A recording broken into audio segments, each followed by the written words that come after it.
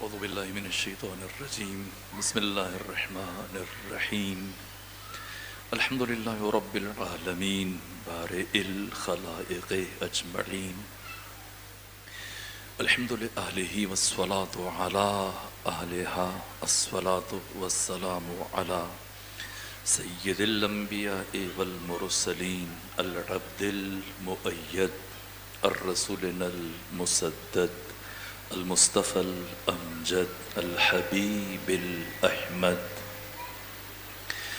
النبي الأمي المكي المدني السراج المنير الكوكب الدري صاحب الوقار والسكينة المدفون بأرض مدينة سيدنا ونبينا وشفيع ذنوبنا طبيب قلوبنا وحبيب نفوسنا ومولانا أبي القاسم محمد المصطفى صلى الله عليه وأهل بيته الأطيبين الأطهرين الأنجبين المأسومين المظلومين ولعنة الله على أعدائهم ومنكري فضائلهم وغاصبي حقوقهم من جوم عذابتهم إلى الآن ومن الآن إلى قيام يوم الدين وبعد يوم الدين أما بعد فقد قال حق سبحانه وتعالى في القرآن بسم الله الرحمن الرحيم والعصر إن الإنسان لفي خسر إلا الذين آمنوا وعملوا الصالحات وتواصوا بالحق وتواصوا بالصبر صلوات بھیجیے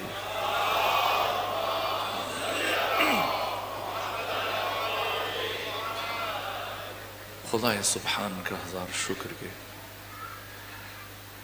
پروردگار نے ہم سب کو توفیق عطا فرمائی ہم آستانِ سید الشہداء پر دسترخوان حسین ابن علی پر حاضر ہونے کا شرف حاصل ہوا یہ عظیم توفیق ہے پروردگار کی طرف سے یہ حسینی دسترخوان حقیقتاً وہ غذائے روحانی کا انتظام ہے کہ جو پاک طینت اور پاک فطرت افراد کی روحانی غذا اور ان کے کمال کا ذریعہ حقیقتاً یہ حسینی مدرسہ ایک درسگاہ ایک یونیورسٹی ایک مکتب ہے عام دنیا کے جتنے بھی مکاتب ہیں درسگاہیں ہیں مدرسے ہیں یونیورسٹیاں ہیں ان میں شرکت کرنے کے لیے اور داخل ہونے کے لیے اور استفادہ کرنے کے لیے کچھ علمی مدارج کا حصول ضروری ہے کہ کچھ سیکھ کے آئے اور کچھ اسناد ہوں تاکہ پھر اس مکتب میں اس کا داخلہ ہو سکے اور بعد کے علمی مدارج کو وہ طے کر سکے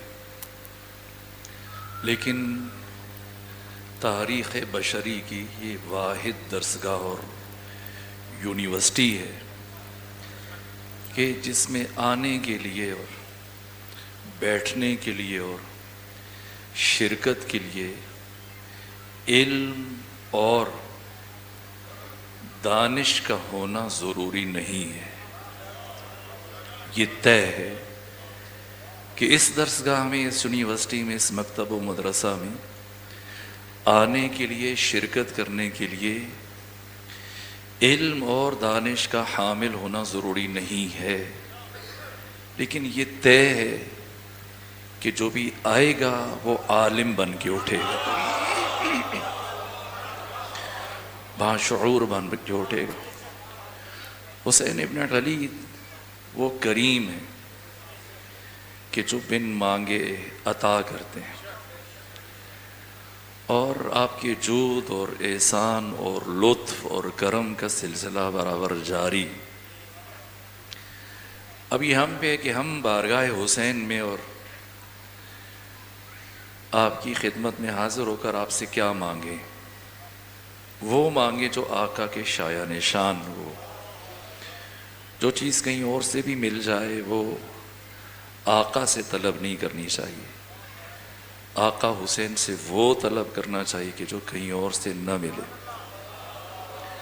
وہ کریم ہے، ہم جو بھی مانگیں گے، جو بھی طلب کریں گے، طلب نہ کریں، بس خواہش لے کے دل میں آ جائیں، اور وہ خود مظہر علیم بذات الصدور، وہ دل اور دل کی گہرائیوں میں ابھرنے والی خواہشوں کو بھی جانتے ہیں اور ان خواہشوں کو پورا کرنا بھی جانتے ہیں۔ بچپنے سے لے کر وقت شہادت تک حسین ابن علی 57 سالوں میں کائنات کے سب سے بڑے کریم، سب سے بڑے سخی، بن مانگے عطا کرتے رہے۔ بچپنے کے واقعات، چونکہ ابتدائی مجلس سے میں چاہتا ہوں میں چند باتیں قبلہ بدر الحسنین حیدر صاحب کی خواہش کی میں چند جملے اس نسبت سے عرض کروں، پھر موضوع سے متصل ہو جاؤں، وہ یہ بھی اسی موضوع کی تمہید قرار پا جائے۔ حسین ابن علی، آپ کی عطا مسلسل اپنی زندگی میں بھی۔ کچھ افراد کوفہ سے اٹھے آپ کے عہد امامت میں، وہ مدینے آئے حضرت کی بارگاہ میں، اور آ کر سید الشہداء کی خدمت میں عرض کیا، فرزند رسول، ہمارے باقی رشتہ دار اور جاننے والے وہ حاکم شام کی طرف منتقل ہو گئے، چونکہ حاکم شام کوفہ میں لوگوں کے وظیفے معین کر رہا ہے، اور جو اس کے بیٹے یزید کی ولایت عادی کے سلسلے میں اس کی تائید کریں ان کو مال و زر سے نوازتا ہے، لیکن ہم نہیں گئے، اور ہم شام کی طرف رجوع کرنے کے بجائے آپ کی طرف آ گئے، مدینہ آئے۔ فرمایا کہ جو حاکم شام نے اہل کوفہ تمہارے ساتھیوں کو، رشتہ داروں کو، عزیزوں کو دیا، میں تمہیں اس سے زیادہ دوں گا جبکہ تم میرے پاس آئے ہو۔ وہ جوان کہنے لگے، نا فرزند رسول، ہمیں مال دنیا نہیں چاہیے۔ تو عرض کیا کہ پھر کہو کیا چاہیے؟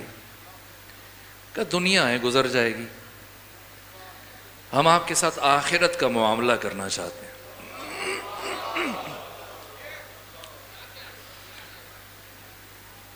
ہم آپ کی شفاعت چاہتے ہیں، ہمیں جہنم سے وہ ڈر لگتا ہے، ہم جنت میں آپ کا قرب چاہتے ہیں، اس لیے یہ دنیاوی آسائش کو چھوڑ کر، مال وظیفہ چھوڑ کر شام کی طرف رجوع کرنے کے بجائے آپ کی طرف آئے۔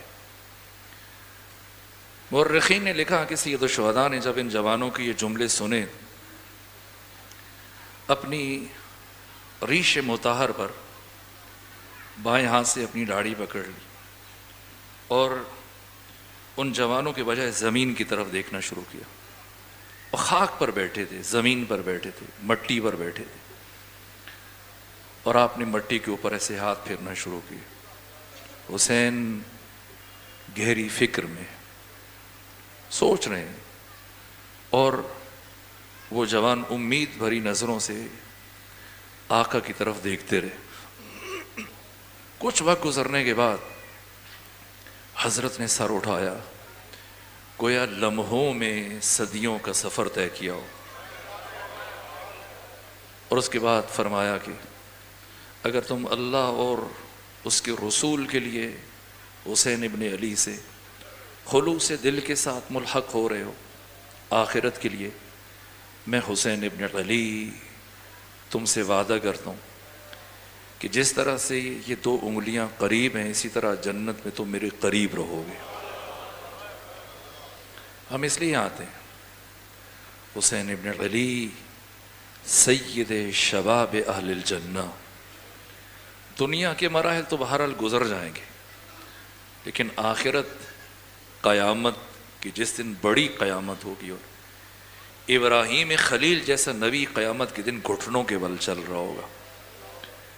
قرآن مجید کی 1000 سے زیادہ آیات قیامت سے متعلق ہیں۔ یہ قیامت کی ہولناکیاں اور روز قیامت ہمارے پاس اگر کوئی امید ہے تو شفاعت حسین ابن علی۔ یہ وجہ آپ دیکھیے کہ پوری دنیا میں آج کے دن سے کیفیتیں بدل گئیں، ماحول بدل گیا، مصروفیات بدل گئیں، ترجیحات بدل گئیں۔ صبح سے لے کے عصر تک آپ بھی مختلف کاموں میں رہے، کوئی دفتر میں، کوئی اپنا کام کرتا رہا، کوئی کاروبار کرتا رہا، کوئی پڑھتا رہا، کوئی پڑھاتا رہا، بچے ہیں، جوان ہیں، بوڑھے ہیں، بزرگ ہیں، مختلف نوعیت کی مصروفیات میں رہنے کے باوجود، دن بھر کی تھکاوٹ کے باوجود صف عزا پر بیٹھے اس امید کے ساتھ کہ جو یہاں ملے گا وہ دنیا کے کسی دوسرے مقام سے نہیں مل سکتا ہے۔ تو یہاں سے ہم نے کیا لینا ہے اور کیا نیت لے کے آئے، کیا ارادہ لے کے آئے بارگاہ حسینی میں۔ دیکھیے میں نے شاید سال گزشتہ بھی، چونکہ اب مجھ سے خواہش کی تو میں یہ جملہ عرض کر دوں، یہ شاید یہ بات عرض کی، ایسا نہیں کہ حسین کی عطا کا سلسلہ شاید آج سے 1400 سال پہلے تک رہا آپ کی زندگی اور ظاہری حیات طیبہ میں، نہ، یہ سفر جاری و قیامت تک جاری رہے گا اور بعد از قیامت بھی جاری رہے گا۔ اور امام ششم فرماتے کہ 1000 صفوف قیامت کے دن اہل قیامت کی ہوں گی، گنہگاروں کی، اور 1000 صفوف میں سے 999 صفوف کی شفاعت کرنے والے میرے جد حسین ابن علی ہوں گے۔ آپ کا شرف، آپ کا مقام، اس عزت و عظمت کا راز، اور اس سے پہلے حضرت کا جود و کرم اور عطا۔ میں اس عصر کی بات کروں، اس زمانے کی بات کروں، عراق کے کچھ نوجوان حسینیہ بنا رہے تھے، بارگاہ تعمیر کر رہے تھے، کام شروع کیا، دیواریں کھڑی کی، کچھ مراحل طے کیے، لیکن پھر کام رک گیا۔ اخراجات اور ان کے مالی جو امور تھے اس میں دقت پیش آئی اور کام ٹھہر گیا۔ اب دوستوں کے پاس، عزیزوں کے پاس، جاننے والوں کے پاس جاتے ہیں کہ کچھ مدد ہو جائے تاکہ کام آگے بڑھے، لیکن مدد جو ہوتی ہے وہ خاطر خواہ اس درجے کی نہیں کہ کام آگے بڑھ سکے۔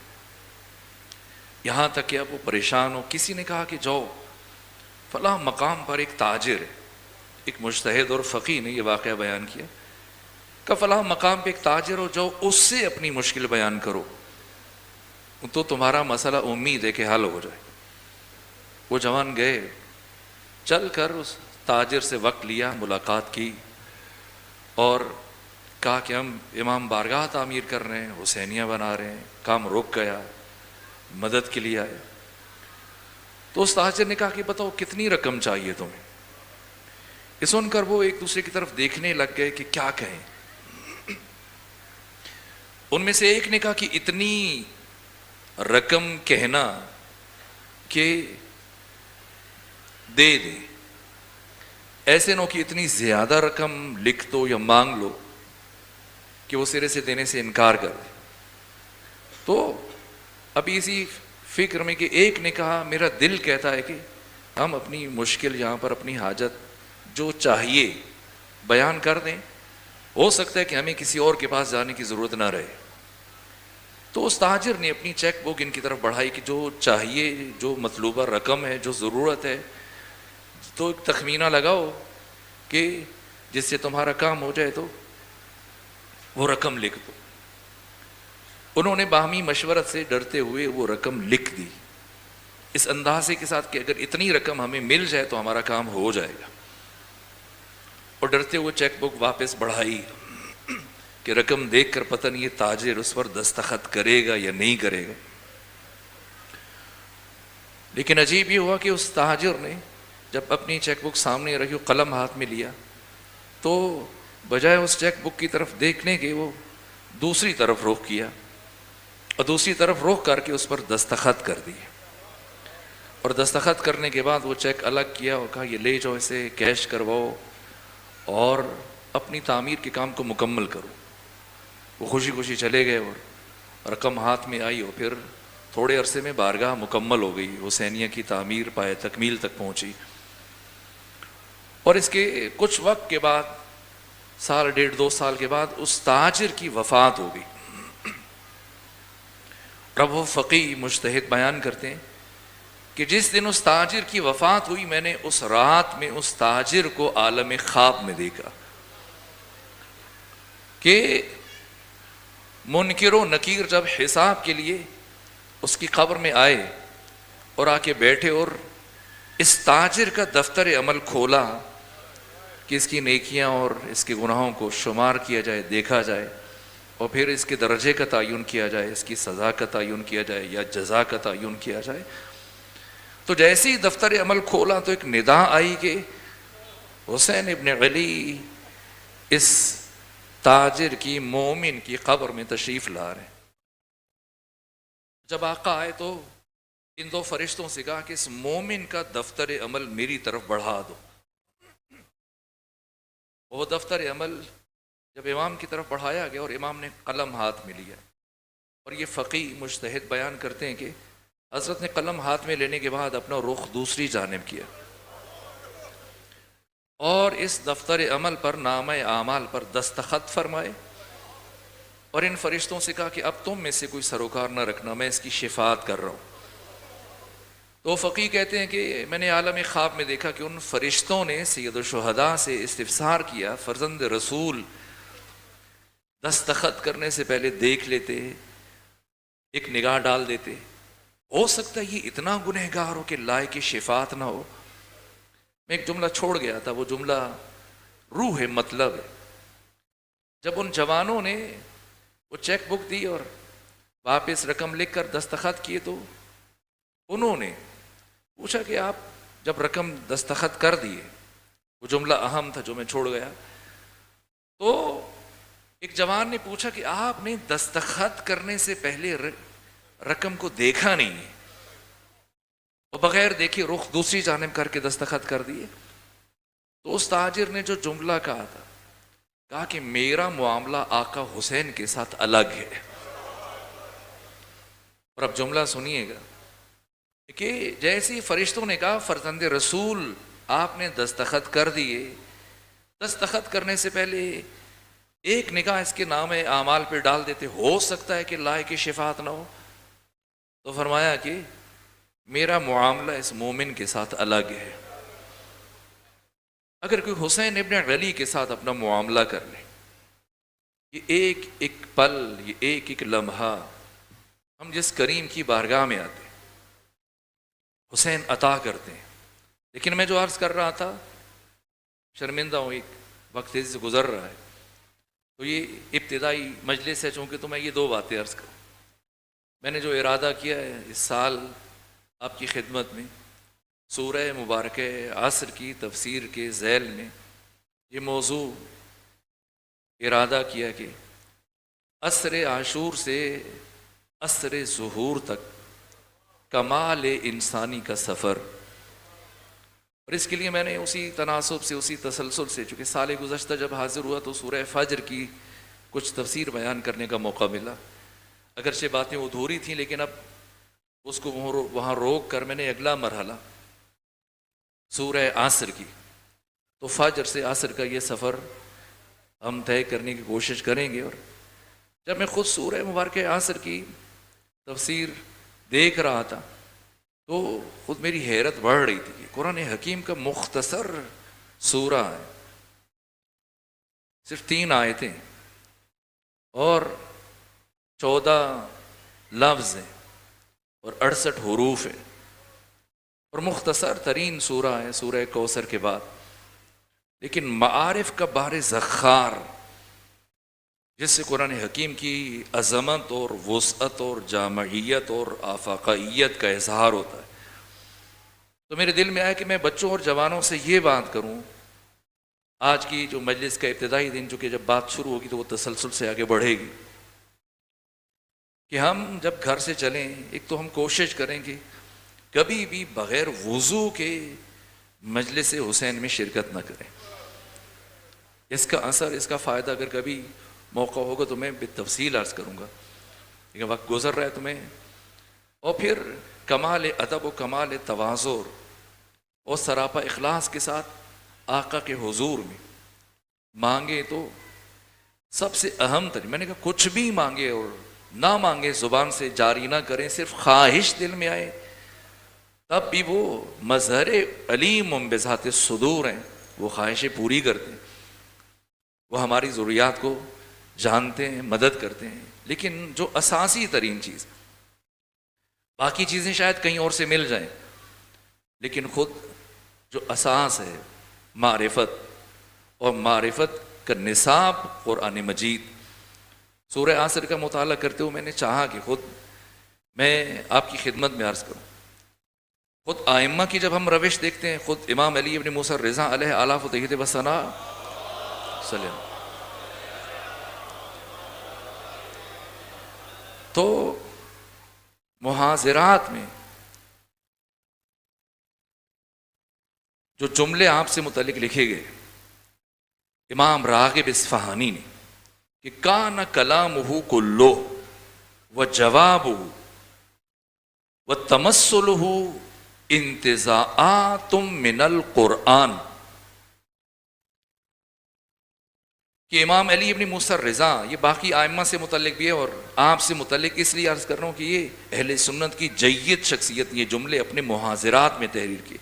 امام راغب اصفہانی نے امام ہشتم سے متعلق کان کلامہ کلہ، کہ 55 سالہ حیات طیبہ میں علی ابن موسیٰ الرضا جب بھی بات کرتے تھے، جب بھی کلام کرتے تھے، جب بھی گفتگو کرتے تھے، آپ کا سارا کلام کان کلامہ کلہ وجوابہ، کوئی سوال کرتا اور امام اس کے سوال کا جواب دیتے، او تمثلہ، یا اپنی گفتگو میں کوئی مثال لے کے آتے، انتزاعات من القرآن، یا قرآن کی پوری آیت ہوتی یا آیت کا ایک ٹکڑا ہوتا، قرآن سے گفتگو کرتے.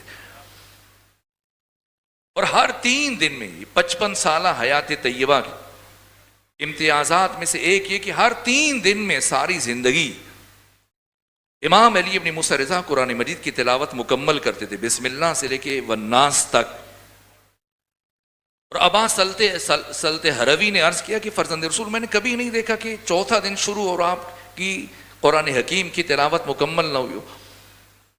فرمایا ابا سلط، میں اس سے بھی جلد قرآن کی تلاوت مکمل کر سکتا ہوں، لیکن چونکہ اللہ نے تدبر کا حکم دیا ہے، تفکر کا حکم دیا، غور و فکر کا حکم دیا، اس لیے میں رک کر تدبر کرتا ہوں، تعقل کرتا ہوں، تفکر کرتا ہوں، ورنہ میں 3 دن سے پہلے قرآن حکیم کی تلاوت مکمل کر سکتا ہوں. اور پھر سید الشہداء کا یہ جملہ ہے، وہ ہستی کہ جنہوں نے نوک سنا پر قرآن حکیم کی تلاوت کی، کہ قرآن اللہ کا مومن کے لیے عہد نامہ ہے، اور ایک مومن پر لازم ہے کہ وہ ہر روز اس عہد نامہ الہی کی 50 آیات کی تلاوت کرے.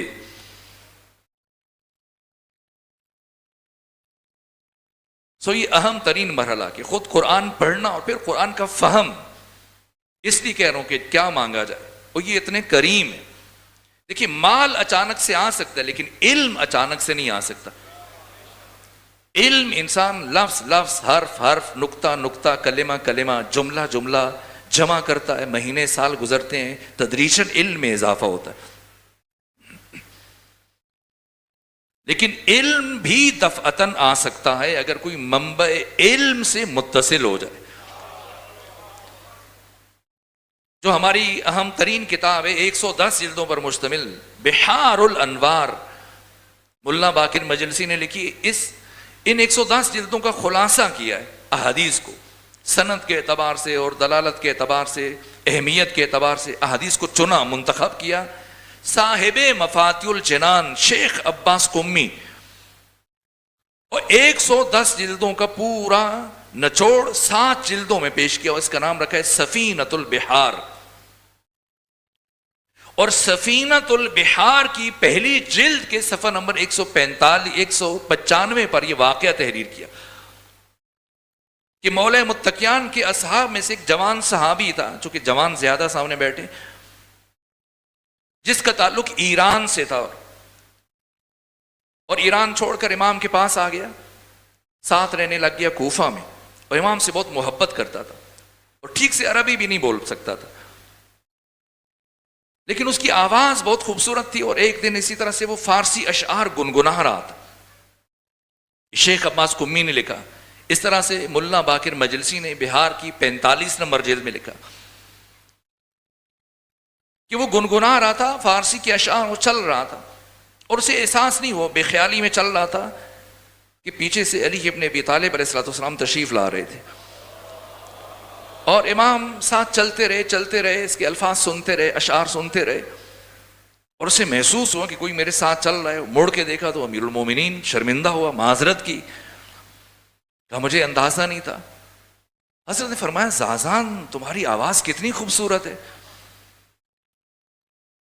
جب اتنی خوبصورت آواز ہے تو قرآن کیوں نہیں پڑھتے ہو، اشعار گنگنا رہے ہو؟ تو کہا امیر المومنین مجھے پورے قرآن مجید سے صرف 2 سورتیں یاد ہیں، ایک سورہ فاتحہ اور ایک سورہ قل هو اللہ، جو نماز میں پڑھتا ہوں، دونوں رکعتوں میں یہی صورتیں پڑھتا ہوں، اس کے علاوہ مجھے قرآن سے مزید کچھ نہیں آتا. تو حضرت نے یہ سفینۃ البحار کی پہلی جلد کے صفحہ نمبر 195 پر شیخ عباس قمی نے بیان کیا، اور بہار کی 45 نمبر جلد میں ملا باقر مجلسی نے بیان کیا کہ امیر المومنین نے اپنا لعاب دہن انگشت سبابہ کی نوک سے اس کے دہن میں رکھا، اس نے محسوس کیا کہ ابھی اسے پورا قرآن حفظ ہو گیا. اور پھر جب ابو بصیر نے حضرت امام محمد باقر علیہ السلام کے سامنے اس واقعے کو بیان کیا، کہ فرزند رسول میں نے یہ واقعہ سنا ہے، کیا ایسا ہے؟ فرمایا ایسا ہی ہے کہ اسی لمحے جناب زازان کو پورے قرآن کی معرفت بھی حاصل ہوئی ہے، قرآن حفظ بھی ہوا ہے، قرآن کے معارف بھی، کہ پھر قرآن کے اسرار جاننے والے. تو دل جو حکمت کے مدینے سے لگا لیتا ہے، اگر علم مال اچانک بھی آ سکتا ہے، کسی کی لاٹری نکل جائے، کسی کو وراثت میں مل جائے، کسی کو کوئی ہدیہ دے دے مال، لیکن علم اچانک نہیں ملتا. لیکن یہ جو میں عرض کر رہا ہوں کہ اچانک بھی مل سکتا ہے اگر سلسلہ نور اور منبع نور اور مرکز علم اور معرفت سے متصل ہو جائے. اسی لیے عرض کر رہا ہوں کہ دل جو حکمت کے مدینے سے لگا لیتا ہے، لو وہ پر نور خزینے سے لگا لیتا ہے، اور جو در حیدر صفدر پہ جھکاتا ہے جبیں علم بڑھ کر اسے سینے سے لگا لیتا ہے.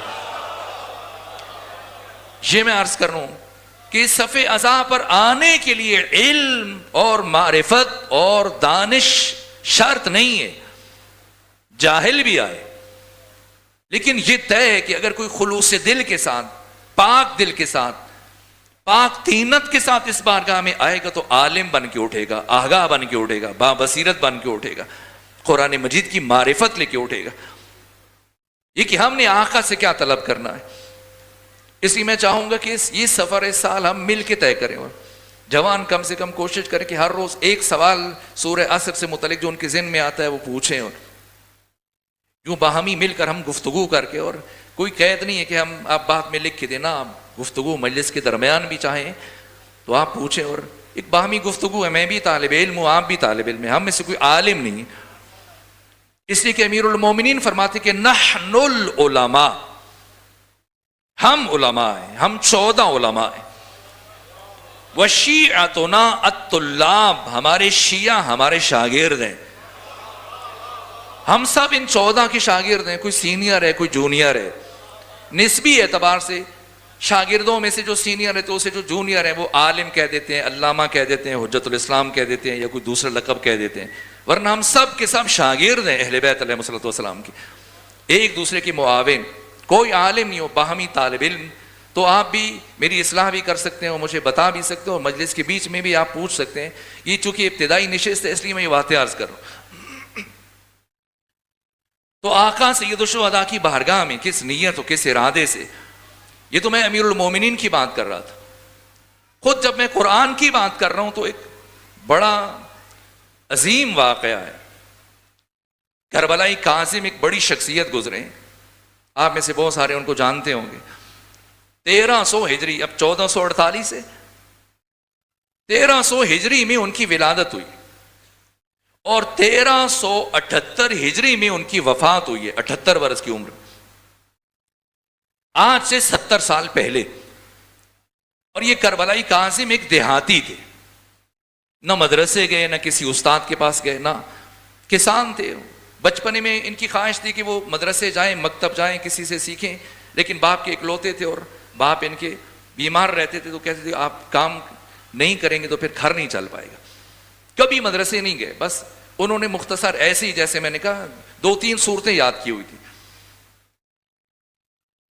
یہاں تک کہ ان کے گاؤں میں ایک خطیب آئے، عالم آئے، مبلغ آئے ماہ رمضان میں، اور انہوں نے کچھ چیزیں بیان کی اور انہوں نے پلے باندھ لی اور پھر ان پہ عمل کیا اور پھر اس کا اثر ظاہر ہوا۔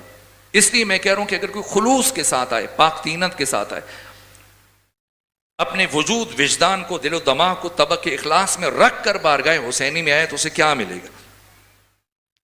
یہ کربلائی کاظم غیر معمولی شخصیت ہیں، اس صدی کا معجزہ کہا گیا تھا انہیں، قرآن حکیم کی حقانیت سے متعلق، قرآن مجید کی عدم تحریف پر دلیل کی حیثیت سے۔ نہ کسی مکتب گئے، نہ مدرسے گئے، نہ استاد کے پاس گئے، اس کے باوجود حافظ کل قرآن بنے۔ اور اس طرح سے حافظ کل قرآن بنے، ایسے نہیں ہمارے ہاں جس طرح سے ہم لوگ حفظ کرتے ہیں۔ ان سے متعلق جو آیت اللہ بروجردی نے، میں بس مختصر کرنا چاہتا ہوں اور موضوع سے متصل ہونا چاہتا ہوں، آیت اللہ بروجردی نے آپ سے متعلق جو بیان کیا ہے، اسی طرح سے آیت اللہ سید محمد تقی خانساری نے آپ سے متعلق جو واقعات بیان کیے، اسی طرح سے آیت اللہ حجت نے، اور امام موسیٰ صدر کے والد بزرگوار صدر الدین صدر نے، آیت اللہ خوئی نے، آیت اللہ ناصر مکارم شیرازی نے، شہید نواب صفوی نے، آپ سے متعلق جو گفتگویں مستقل کتابیں لکھی گئیں، بہت بڑی شخصیت ہے، حافظ قرآن، اور دفعتاً حافظ بنے قرآن کے۔ یہ میں اس لیے کہہ رہا ہوں کہ کوئی پرانی بات نہیں ہے، 1400 سال پہلے کی بات نہیں ہے، حسین آج بھی عطا کر رہے ہیں۔ عراق ایران کا ایک صوبہ ہے، سرحدی علاقہ ہے، اس کا ایک گاؤں ہے، دیہات ہے، جس کا نام ہے ساروق۔ یہ وہاں کے رہنے والے، ان کا نام ہے کربلائی کاظم۔ 1300 ہجری میں پیدا ہوئے اور اپنی زمین نہیں تھی زیادہ، کچھ مختصر سی جگہ تھی اور بنجر جگہ تھی، والد صاحب نے ایسے چھوڑی ہوئی تھی، تو یہ کسی بڑے زمیندار کے ہاں چل کے کام کرتے تھے، اور ان کے ہاں ایک مبلغ آیا اور ماہ مبارک رمضان میں اس نے یہ زکوٰۃ کے احکام بیان کیے کہ اگر کوئی شخص زکوٰۃ ادا نہیں کرے گا اور زکوٰۃ کے دیے بغیر اگر وہ مال استعمال کرے گا تو اس گھر میں جہاں وہ رہتا ہے اس کی نماز قبول نہیں ہوگی، اور اگر وہ انہی رقم سے لباس خرید کے پہنتا ہے تو اس میں اس کی نماز نہیں آئے گی۔ تو علم میں تھا کہ جو مالک ہے، زمیندار ہے، وہ زکوٰۃ ادا نہیں کرتا، تو اس کو جا کے متوجہ کیا کہ میں نے ایسی بات سنی ہے تو آپ زکوٰۃ ادا کیجیے۔ اس نے بات کو اہمیت نہیں دی اور کہا کہ اپنے کام سے کام رکھو، جو کام کرنا ہے کرو، نہیں کرنا تو چلے جاؤ۔ تو سوچا کہ ایک ایسا شخص کہ جو زکوٰۃ ادا نہیں کرتا، اس کے مال میں مال حرام کی شمولیت ہوگی، تو میں بھی اس میں سے حصہ لیتا ہوں تو میرے لیے مشکل بن جائے۔ احتیاط کا تقاضا یہ، وہ چھوڑ کے چلے گئے اور پھر اپنی بنجر زمین کو مسطح کرنا شروع کیا، ہموار کرنا شروع کیا، اس میں فصل لگائی اور فصل لگی اور اچھی فصل لگی، اور پھر انہوں نے یہ انداز اختیار کیا کہ اس آدھی فصل کو غربا اور مساکین میں تقسیم کر دیتے تھے۔ اب سنیں کہ آقا کیا عطا کرتے ہیں۔ میں شرمندہ ہوں، کچھ طبیعت بھی ناساز ہے، اور یہ ابتدائی باتیں قبلہ بدر حسنین صاحب نے خواہش کی تو ان کی اس جملے کی احترام میں یہ 2-3 باتیں عرض کر کے پھر موضوع سے متصل ہو رہا ہوں۔ تو یہ ان کا انداز رہا، برابر کئی سال آدھی جو فصل تھی وہ غربا اور فقراء اور مساکین میں تقسیم کر دیتے تھے، یہاں تک کہ ایک سال میں انہوں نے، اب تھریشر جیسے آپ میں سے کوئی کسان ہو تھریشنگ کرتا ہو، اب جدید مشینیں ہیں، مراحل ہیں، ایسا کچھ نہیں تھا. تو وہ خود سے ہاتھوں سے اور کچھ اوزار سے گندم کو اڑا کر بھوسا الگ کرنا. تو ایک دن شدید گرمی تھی اور ہوا رکی ہوئی تھی، اور ظاہر ہے کہ گندم کو بھوسے سے الگ کرنے کے لیے ہوا ہو تو وہ الگ ہوگا. سو اب اس گرمی کی شدت کو دیکھ کر کہ کام بھی نہیں ہو رہا ہے اور بھوسا بھی الگ نہیں ہو رہا، تو چلو کچھ دیر گھر آرام کرتے. آرام کی نیت سے وہ کربلائی قاسم گھر کی طرف چلے، لیکن راستے میں ایک ہمسائے سے ملاقات ہوئی جو بہت فقیر تھا، توحیدامن تھا، مفلس تھا، مفلوق الحال تھا. تو کہا کربلائی قاسم اس سال آپ نے مجھے گندم نہیں دیے. وہ کہنے لگے بھائی میں نے ابھی الگ نہیں کیے بھوسے سے، الگ ہو گئی تو میں آپ کو دے دوں گا، میں غافل نہیں ہوں آپ سے. کہا اچھا، میں سمجھا شاید آپ بھول گئے. تو کربلائی قاسم کہتے ہیں کہ میں نے اس شخص کے چہرے کو دیکھا تو مجھے لگا کہ شاید اس کے گھر میں گندم ختم ہو چکی ہے یا روٹی کے لیے آٹا موجود نہیں ہے، اتنی مایوسی سے جو بات کر رہا ہے. تو کہا تھکاوٹ کے باوجود اور گرمی کی شدت کے باوجود میں گھر واپس نہیں گیا اور دوبارہ کھلیان چلا گیا.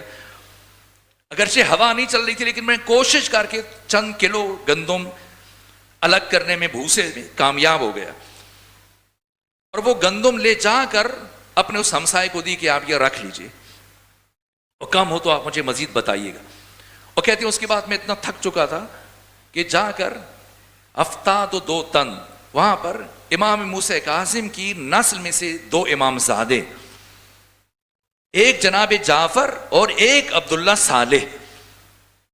کہا کہ اب میں بہت زیادہ تھک چکا تھا اور گرمی کی بھی شدت تھی، تو میں ان کا جو حرم تھا زری سے تھوڑا باہر کر کے صحن میں لیٹ گیا. اور جب میں لیٹا تو میری آنکھ لگ گئی. جب میں آنکھ لگی تو انہی دو امام زادوں کو دیکھا.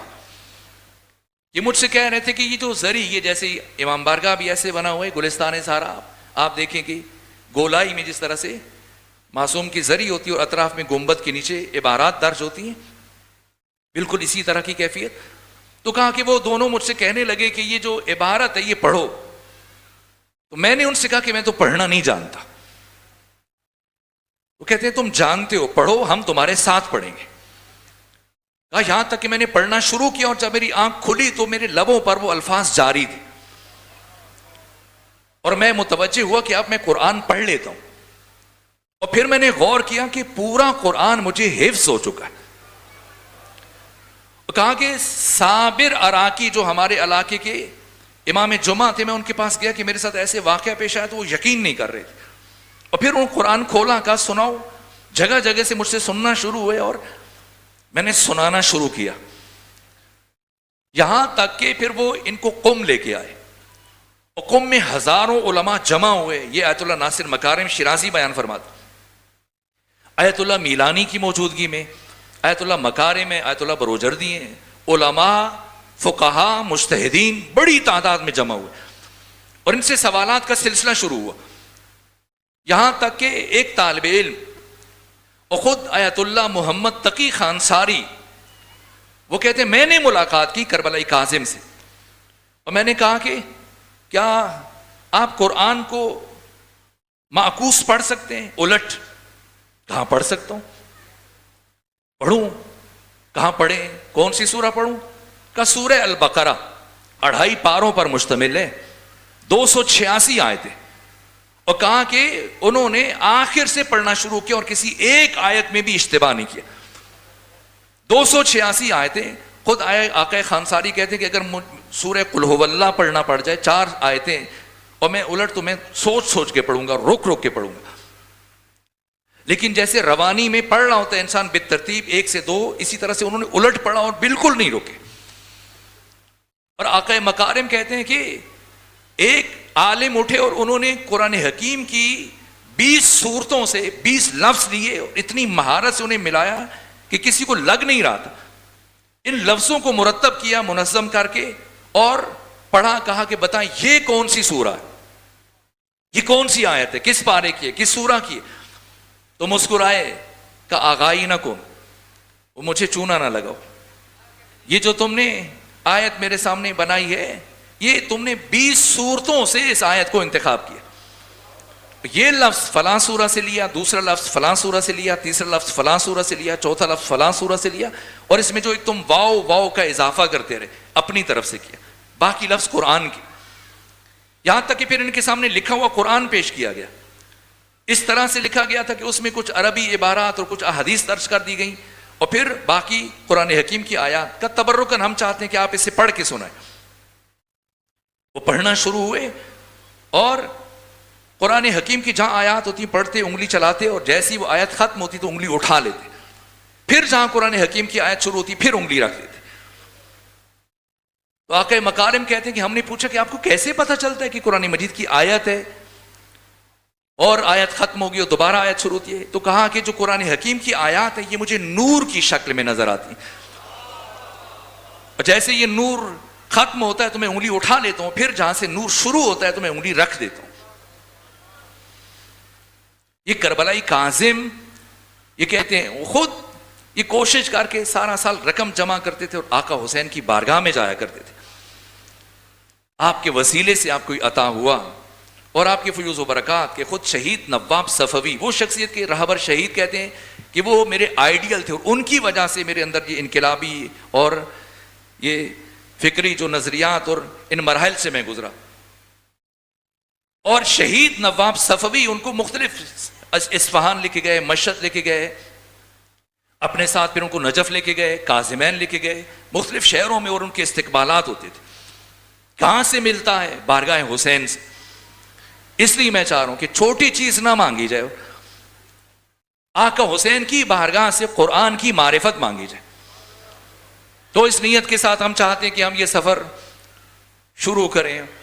سورہ مبارکہ عصر کا میں نے انتخاب کیا، قرآن حکیم کا مختصر سورہ ہے، اور اس کا آغاز قسم سے ہوا ہے۔ میں نے عرض کیا تھا کہ قرآن مجید کی 70 سورتوں کے شروع میں کوئی بھی قسم نہیں، باقی 44 سورتوں کے آغاز میں اللہ نے 118 قسمیں استعمال کی۔ کسی سورہ میں صرف ایک قسم ہے، جیسے خود یہی سورہ عصر، کہیں اللہ نے 2 قسمیں استعمال کی جیسے سورہ ضحیٰ، کہیں 3 قسمیں جیسے سورہ العادیات، کہیں اللہ نے 4 قسمیں استعمال کی جیسے سورہ مبارکہ 3، اور کہیں اللہ نے 5 قسمیں استعمال کی جیسے سورہ مبارکہ فجر، اور کہیں 5 سے بھی زیادہ قسمیں استعمال کی ہیں جیسے سورہ مبارکہ شمس کے اللہ نے ایک سورہ میں 11 قسمیں استعمال کی۔ کل 15 آیتیں، اور 15 میں سے پہلی 7 آیات میں آدھے سورہ میں اللہ نے قسمیں استعمال کی،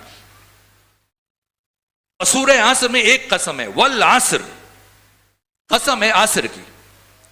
عصر کا مفہوم کیا ہے؟ عصر کا مطلب کیا ہے؟ اس کے مصادیق کیا ہے؟ اس کے 20 مصادیق ہیں جن کی طرف میں کل اشارہ کروں گا۔ وقت ختم ہو رہا ہے تو آج تمہید استوار ہو جائے۔ روایات میں اس کے 20 معانی بیان کیے گئے۔ عصر کسے کہتے ہیں؟ عصر، اسیر، اسارہ، نچوڑ کو کہتے ہیں۔ اسیر جیسے آپ اگر زیارات کے لیے جائیں یا عمرے کے لیے جائیں، حج کے لیے جائیں، تو عرب ملکوں میں یہ جوس کی دکانیں تو ان کے اوپر لکھا ہوتا ہے اسیر العنب، مطلب انگور کا رس، اسیر التفاحہ، سیب کا رس۔ تو اسیر اور اسارہ رس اور نچوڑ کو کہتے ہیں۔ عصر کا ایک مطلب یہی وقت عصر ہے، عصر کا ایک مطلب ہے زمانہ، صبح ازل سے لے کر شام ابد تک ایک ایک لمحے کی قسم۔ عصر اسارہ، اس کا ایک مصداق بعثت ختمی مرتبت، پیغمبر اکرام اسلام کی بعثت، چونکہ آپ کی نبوت، آپ کی رسالت ایک کم 1,24,000 انبیاء کی نبوتوں کا اسارہ اور نچوڑ اور خلاصہ۔ عصر کا ایک مصداق روز غدیر، اور غدیر کو بھی اسی لیے پروردگار نے اور ختمی مرتبت نے عصر کے وقت اعلان کیا تھا، حالانکہ صبح یہ لوگ پہنچ گئے تھے، اور سارا دن گزارنے کے بعد ظہر کی نماز با جماعت ادا کی گئی، پھر مراحل طے ہوئے، اور عصر کا وقت کیوں؟ تاکہ انسان جب بھی سورہ عصر پڑھے تو اس خسارے کی طرف متوجہ ہو جائے کہ اگر علی کو چھوڑا تو پھر کس نقصان میں مبتلا ہو جائے گا۔ عصر کا ایک مصداق روز غدیر، عصر کا ایک مصداق ولایت امیر المومنین، عصر کا ایک مصداق عصر عاشور، عصر کا ایک مصداق ظہور امام زمانہ، اور ان چیزوں میں جو کمال ہم آہنگی ہے روایات کے سائے میں، وہی مفہوم، اس لیے کہ جو علی کی ولایت ہے اور اعلان غدیر ہے، یہ 1,24,000 انبیاء کی ساری زحمات کا ماحصل ہے. اور اگر اس سے مراد عصر عاشور ہے، عصر عاشور یعنی مورخ تو اس کو سال کے 12 مہینوں میں سے ایک مہینے کا ایک دن لکھ کے چلا جائے گا، لیکن ایک ایسا دن کہ جو صبح ازل سے لے کر شام ابد تک تمام زمانوں پر محیط، جس کا سورج طلوع ہوا لیکن کبھی غروب نہیں ہو پائے گا. یہ عصر، یہ اسارہ، حتیٰ اس کے مصادیق میں جب ہم آگے جائیں گے، خود حسین کا وہ انتخاب کہ پوری کائنات اور عالم اسلام اور 9.5 کروڑ افراد میں سے جن 72 افراد اور پاکیزہ نفس ہستیوں کو چنا، یہ بھی اسارہ ہے، یہ بھی عصر کا ایک مصداق کہ شرف میں، علم میں، معرفت میں، صفات میں، قدروں میں 9.5 کروڑ مسلمانوں میں سے پاکیزہ ترین، بامعرفت ترین، شجاع ترین وہ شخصیتیں، وہ افراد، یہ بھی عصر کا ایک مصداق ہے. اور عصر کا ایک مصداق یوسف فاطمہ منجی عالم بشریت امام زمانہ عجل اللہ تعالی فرج شریف ہے. خاتم الاولیاء، خاتم الاوصیاء، خاتم الائمہ، خاتم المعصومین. کہ آیت اللہ وحید خراسانی نے جو احادیث سے مطلب اخذ کیا، بیان کیا آقا امام زمانہ سے متعلق، یہ بھی عصر کا مطلب ہے کہ آدم سے لے کر محمد تک اور محمد سے لے کر امام حسن عسکری تک تمام انبیاء، تمام رسل، تمام ائمہ، ان تمام صالحین، اتقیاء و پاکیزہ ترین ارواح کی اگر ان عصمت و طہارت اور نبوت اور رسالت اور امامت اور ولایت کے سارے پھولوں کا رس کشید کیا جائے تو جو عطر وجود میں آئے گا وہ یوسف فاطمہ امام زمانہ عجل اللہ تعالی فرج شریف ہے. تو عصر عاشور سے عصر ظہور تک میں کوشش کروں گا کہ وہ 40 مشابہتیں جو حدیث میں وہ معصومین علیہ الصلوۃ والسلام نے، وہ مورخین نے، علماء محققین نے بیان کی آقا امام زمانہ اور آقا حسین کے درمیان، وہ 20 شباہتیں، ان کو 40 شباہتیں ان کو بھی بیان کروں. میری کیفیت نہیں ہے، سکت نہیں ہے، ایسی حالت ہے کہ بس، اور پھر ان کی خواہش کا احترام کر کے آج میں ایک تمہیدی یہ گفتگو، عصر کا بس ابتدائی ایک مفہوم کیونکہ وقت تمام ہو رہا ہے. عصر زمانہ صبح ازل سے لے کر شام ابد تک، یہ تمام لمحات پروردگار ان کی قسم کھا رہا ہے. والعصر، مجھے قسم ہے ڈھلتی ہوئی عمر کی، مجھے قسم ہے وقت عصر کی، مجھے قسم ہے گزرتے ہوئے زمانے کی، مجھے قسم ہے صبح ازل سے لے کے شام ابد تک، اس سارے وقت کے ایک ایک لمحے کی. اور یہاں پر پروردگار نے عصر کہا ہے، در حالی کہ زمان کے لیے، وقت کے لیے اور بھی بہت سارے الفاظ ہیں. وقت بھی عربی کا لفظ ہے، زبان بھی عربی کا لفظ ہے، حین بھی عربی کا لفظ ہے، دہر بھی عربی کا لفظ ہے. پروردگار کوئی دوسرا لفظ استعمال کر سکتا تھا، لیکن دہر میں اور عصر میں خود زمین آسمان کا فرق ہے. اگرچہ یہ دونوں وقت کے لیے استعمال ہوتے ہیں، اس فرق کو بھی میں کل یا آنے والے دنوں بیان کروں گا. قسم ہے وقت کی، قسم ہے زندگی کی، قسم ہے ڈھلتی ہوئی عمر کی، قسم ہے گزرتے ہوئے وقت کی. ان الانسان لفی خسر، ہر انسان خسارے میں. اگر قرآن مجید کو ہم ایک کتاب دیکھیں، کہ قرآن مجید کو البتہ کتاب نہیں کہہ سکتے، مجازاً ہم کتاب کہتے ہیں. حقیقتاً جو مرحوم اقبال نے کہا کہ ان کتابی نیز چیزیں دیگر است. خود کتاب کے اندر کیا ہے جو سورہ بینہ میں پروردگار نے فرمایا کہ فیہا قطب قیمہ، یہ قرآن کیا ہے؟ حقیقت ناشناختہ.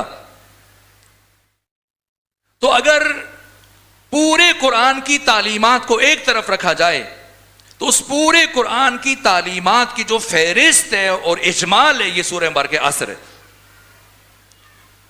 باقی سارا قرآن ان 4 باتوں کی تفسیر ہے. اور یہ سورہ عصر قرآن حکیم کا سرنامہ ہے، یہ قرآن مجید کی فہرست ہے. اسی لیے بہت سارے علماء جنہوں نے الگ سے قرآن مجید کی تفسیر بیان کی، کسی نے 50 جلدیں لکھی، کسی نے 60 جلدیں لکھی، کسی نے 20 جلدیں لکھی، اس کے باوجود کہ بسم اللہ سے لے کے والناس تک قرآن کی تفاسیر لکھی ہیں. پھر الگ سے سورہ عصر کی تفسیر 1 جلد میں، 2 جلد میں، 3 جلدوں میں الگ سے تحریر کی. اس مختصر ترین سورہ میں اتنی وسعت ہے، اتنی جامعیت ہے، اتنی آفاقائیت ہے کہ مفسرین کا یہ کہنا ہے کہ یہ سورہ منشور جہانی انسان ہے، انسانیت کا قیامت تک کے لیے سعادت اور نجات کا منشور ہے. اور ابھی کل سے جب ہم ایک ایک کر کے اس کے مراحل کی طرف بڑھیں گے تو ہم خود اندازہ کریں گے، محسوس کریں گے. والعصر، قسم ہے وقت کی، قسم ہے زندگی کی، قسم ہے ڈھلتی ہوئی عمر کی. ان الانسان لفی خسر. وقت تمام ہو رہا ہے. میں صاحب تفسیر کبیر امام فخر الدین رازی جن کی وفات 606 ہجری میں ہوئی، انہوں نے سورہ کی تفسیر میں یہ جملے لکھے. کہا کہ میں نے ایک برف فروش کو بازار میں گزرتے ہوئے دیکھا کہ جو برف بیچ رہا تھا اور اس کی برف پگھل رہی تھی اور اس کی آنکھوں میں اشک جمع تھے، اور وہ یہ جملہ کہہ رہا تھا، ارحموا من یذوب راس مالہ. اس شخص پر رحم کرو جس کا سرمایہ پگھل رہا ہے، ضائع ہو رہا ہے، برباد ہو رہا ہے. کہا کہ اس کے جملے کو سن کر میں کانپ گیا، اور پھر مجھے سورہ مبارکہ عصر کی تفسیر سمجھ میں آئی. ہم سمجھتے ہیں کہ موت دفعتاً آتی ہے، اچانک آتی ہے. جیسے انسان ڈیجیٹل بٹیرا اٹھاتے، عجب میسج آتا ہے فلاں دوست کا انتقال ہو گیا، ساتھ تصویر بھی آتی ہے، عجب یہ تو جوان ہے، گھر والوں کو بتاتا ہے، دکھاتا ہے، یہ تو 20 سال 25 سال کا جوان ہے، 30 سال 35 سال 40 سال، یہ کیا عمر ہے، کیا ہوا، اچانک مر گیا. نہیں، یہ اچانک نہیں مرا، اسے مرتے مرتے 30-40 سال لگ گئے. موت دفعتاً نہیں آتی ہے، موت اچانک نہیں آتی ہے، موت تدریجاً آتی ہے. جیسے امیر المومنین فرماتے ہیں کہ انسان ہر لمحے موت کی بھیانک وادی کی طرف بڑھ رہا ہے. فارسی میں گام زدن مصدر ہے، گام پاؤں کو کہتے ہیں، قدم کو، زدن مارنا، تو گام زدن پاؤں مارنا، تو اسی سے گام زن. تو گام زن ہوں کہ واہ ہو یعنی کھل جائے. باب لحد، باب دروازہ، لحد ہم وہ قبر کے معنی میں لیجئے. عام طور پہ یہ جو قبرستان میں گڑھے کھود کے اوپر کسی مردے کو دفن کیا جاتا ہے اور پھر اوپر مٹی ڈال دی جاتی ہے، اسے پختہ کر دیا جاتا ہے، تو اس کو ہم قبر لکھتے ہیں، یہ قبر پڑھتے ہیں. یہ قبر نہیں ہے، یہ لحد ہے. قبر کیا ہے؟ لحد مکان ہے، قبر مقام ہے. مرنے کے بعد جسم لحد میں جاتا ہے، روح قبر میں جاتی ہے. یہ قبر نہیں ہے جسے ہم قبر کہتے ہیں، یہ لحد ہے. چلے ہم مجازن کہیں قبر. تو گام زن ہوں کہ واہ باب لحد، کہ میں مسلسل پاؤں مار رہا ہوں زمین کے سینے پر، یہ جو انسان چل رہا ہے.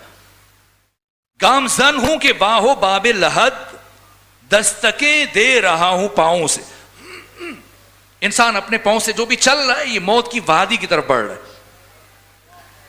ہم خوش ہوتے ہیں، سالگرہ مناتے ہیں، سال پورا ہوا، سال پورا نہیں ہوا، سال ختم ہو گیا، زندگی سے 1 سال کم ہو گیا. تو اسی لیے امیر المومنین فرماتے ہیں، یہ تمہید تھی، اور میں خود بھی اس کیفیت میں تھا کہ آج میں زیادہ تسلسل سے اپنی باتوں کو نہیں پہنچا سکا، اور میں کوشش کروں گا کہ کل سے ان مطالب کو ایک ایک کر کے بے ترتیب بیان کروں.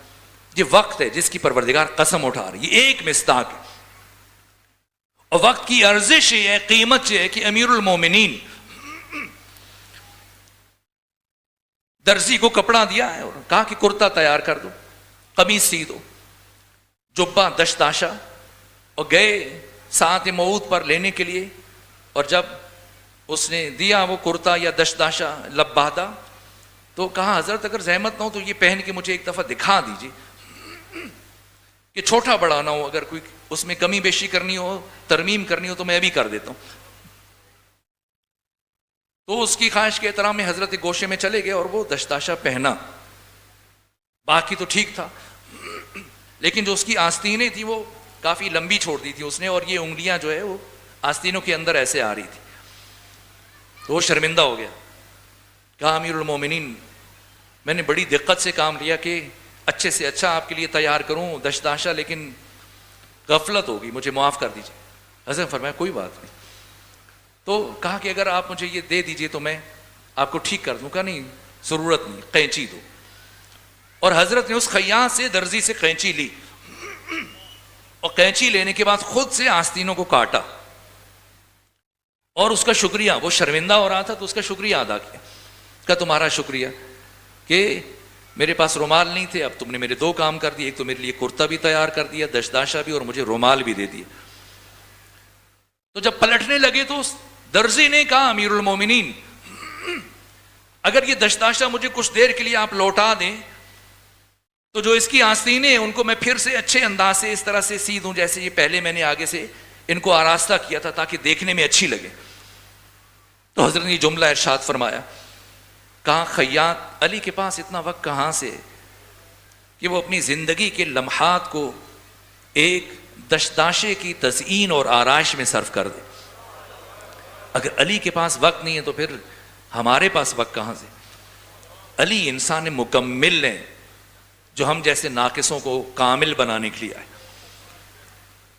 ایک ایک لمحہ، یہ جو ہمیں بچپنے سے آپ نے بھی سنا ہوگا، میں بھی سنتا تھا، مولانا صاحبان کے صحبت میں جب رہنے کا موقع ملتا تو وہ کہتے تھے کہ نماز کی اہمیت جب بتاتے تھے کہ نماز بہت اہم عبادت ہے، واقعاً اہم عبادت ہے، تو یہ کہ قبر میں سب سے پہلا سوال نماز سے متعلق کیا جائے گا.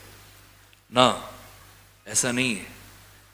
قبر میں نماز سے متعلق تب سوال شروع ہوگا جب اعمال کا دفتر کھلے گا. قبر میں اعمال سے پہلے جو سوال کیا جائے گا وہ انسان کی زندگی سے متعلق سوال کیا جائے گا، عصر سے متعلق سوال کیا جائے گا، عمر سے متعلق سوال کیا جائے گا کہ بتا اپنی زندگی کے ایک ایک لمحے کو تو نے کیسے گزارا.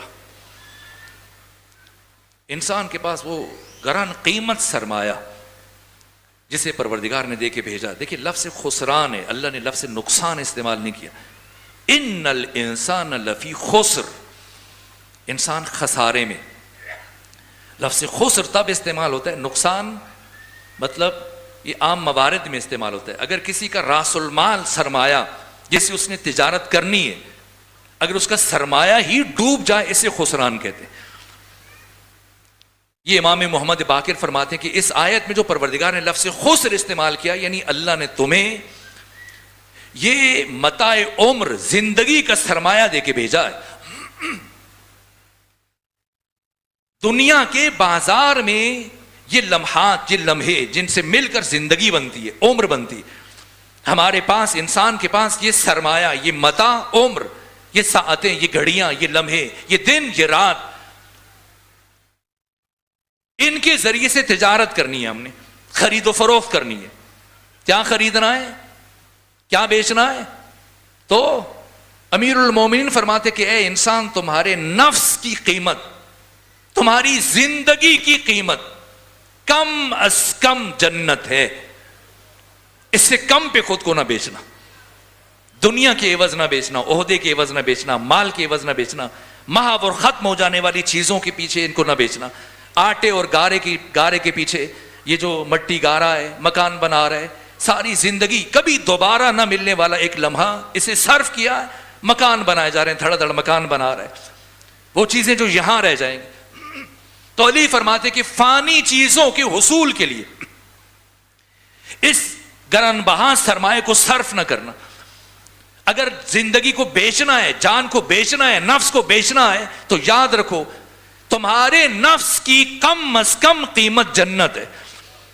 میں شرمندہ ہوں، وقت ختم ہوا، میں آخری جملہ عرض کر رہا ہوں. وہ علی ابن ابی طالب علیہ آلاف و تحیت وسنا جو ہمیں کہہ رہے ہیں کہ تمہارے نفس کی کم از کم قیمت جنت ہے، اس علی نے اپنا نفس کتنے میں بیچا ہے؟ جنت کے بدلے میں. تو جنت تو فرما رہی ہے تو کم از کم قیمت ہے. تو پھر علی نے اپنے نفس کی تجارت کتنے میں کی، جو ہمیں کہہ رہے ہیں کہ کم سے کم جنت سے کم پہ خود کو نہ بیچنا. تو کتنے میں بیچا؟ تو قرآن نے بیان کیا وَمِنَ النَّاسِ، لوگوں میں سے ایک، من جو یشری بیچتا ہے، نفسہ، اپنا نفس، اپنی زندگی، اپنی جان، کتنے میں؟ ابتغاء مرضات اللہ، خدا کی رضا کے بدلے میں، خدا کی مشیت اور مرضی کے بدلے میں۔ کیا عجیب تجارت ہے کہ علامہ نقن فرماتے ہیں کہ دنیا کے سارے تاجر مل کر دن کے اجالے میں ایسی تجارت نہ کر سکیں جو علی نے رات سو کر کیے۔ کیا بیچا اور کیا خریدا ہے؟ شب ہجرت علی نے اپنا نفس خدا کو بیچ دیا، اور بدلے میں کیا خریدا ہے؟ رضائے خدا۔ تو شب ہجرت جب علی نے اپنا نفس خدا کو بیچا ہے تو نفس علی کہاں ہے؟ خدا کے پاس ہے جس نے خرید لیا۔ اور رضائے خدا کہاں ہے؟ علی کے پاس جس نے خرید لی۔ تو اس بیع و شراء اور اس تجارت کے نتیجے میں اب شب ہجرت سے نفس علی خدا کے پاس ہے، رضائے خدا علی کے پاس ہے۔ اب لوگ کہتے ہیں کہ علی نے بیعت کر لی تھی، پیغمبر کی وفات کے بعد بیعت کر لی تھی، سیدہ کی شہادت کے 6 مہینے گزرنے کے بعد بیعت کر لی تھی، فلاں کی بیعت کر لی تھی۔ اگر کسی کو علی سے بیعت لینے کا اتنا ہی شوق ہے تو وہ خدا کے پاس چلا جائے، اس لیے کہ نفس علی وہاں ہے۔ اور اگر کسی کو رضی اللہ بننے کا شوق ہے تو علی کے دروازے پر آ جائے، اس لیے کہ رضائے خدا یہاں ہے۔ اگر اس کا سر علی کے دروازے پر جھک گیا تو رضی اللہ بن جائے گا، اور سر نہ جھکا وہ بدبخت علی کے مقابلے میں آ گیا، رضی اللہ تو نہیں بنے گا، لعنت اللہ علیہ یقیناً بن جائے گا۔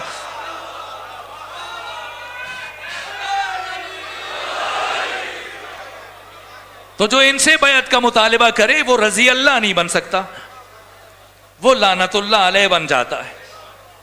تو پھر یزید ابن معاویہ نے بھی اپنے زمانے کے علی سے بیعت کا مطالبہ کیا، تو فرما رہا کہ مثلی لا یبایع لمثلہ، کبھی مجھ جیسا تجھ جیسے کی بیعت نہیں کر سکتا۔ بس وقت ختم ہوا تو میں آج مختصر چند جملے عرض کروں اور مجلس مکمل ہو جائے۔ تو گئے، دربار سے نکلے، اور جب دربار سے واپس چلے، 28 رجب کی شب ہے، تو خاموشی سے حسین گھر نہیں گئے بلکہ اپنی خواہر گرامی زینب بنت علی سلام اللہ علیہ کے بعد، اور بنو ہاشم کے جوان باہر گلی میں کھڑے رہے، بھائی اور بہن بہت دیر تک کئی گھنٹے باہم گفتگو کرتے رہے، جہاں تک کہ جب کافی وقت گزر گیا سید الشہداء اٹھ کر تشریف لائے، تو اب لکھنے کا سامان منگوایا اور اپنی وصیت شروع کی۔ ھذا ما اوصى من الحسین الی اخی محمد المعروف ابن الحنفیہ، یہ وصیت نامہ ہے حسین ابن علی کی طرف سے اپنے بھائی محمد کے نام، جو حنفیہ کے نام سے شہرت رکھتا ہے۔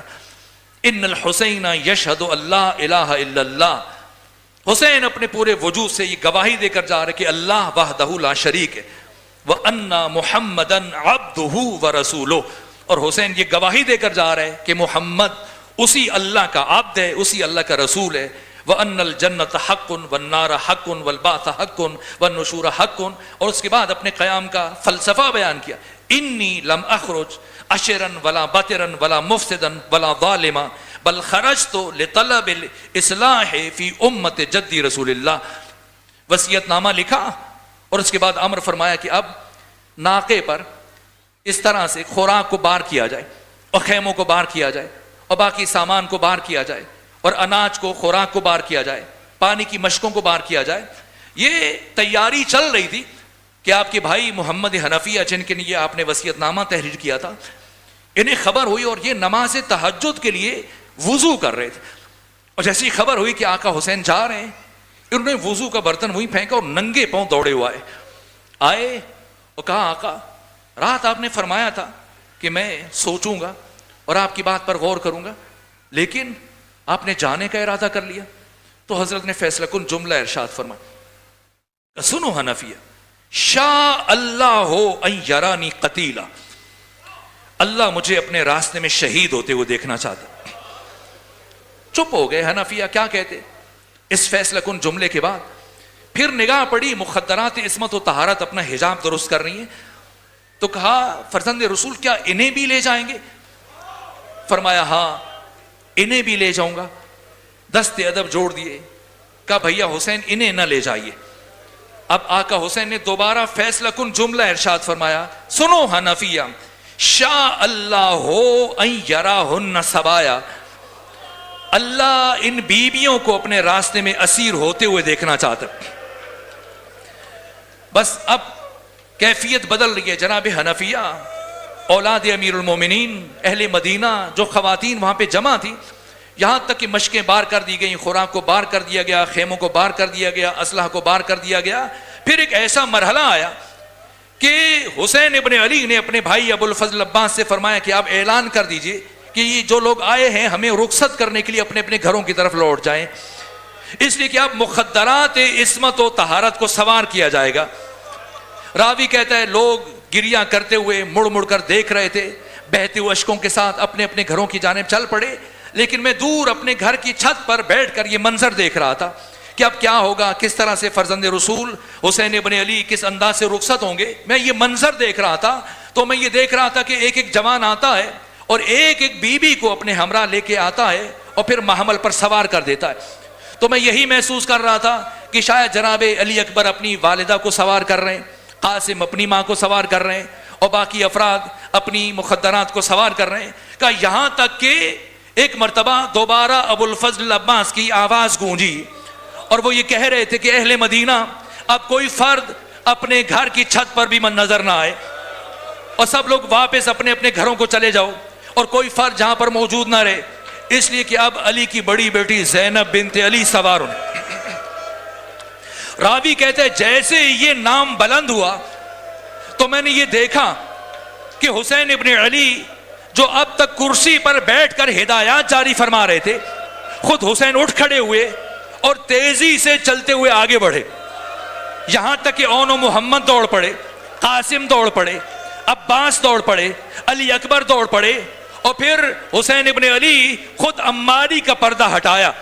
ابو الفضل عباس نے سوار ہونے کے لیے ثانی زہرا کے لیے اپنا زانو پیش کیا.